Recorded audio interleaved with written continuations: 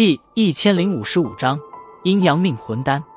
待得萧炎逐渐从昏迷状态中苏醒时，却是赫然发现自己早已躺在了柔软的床榻之上，整个房间还飘荡着一种淡淡的幽香。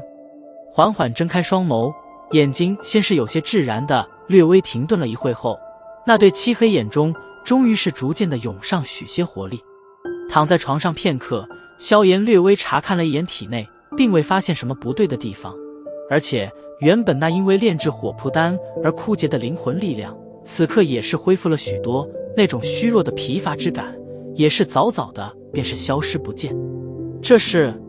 感受到这些变化，萧炎心中也是悄悄地松了一口气，旋即从床榻上坐直身来，有些疑惑地看了一眼空荡的房间，然后手掌几乎是条件反射般的摸了摸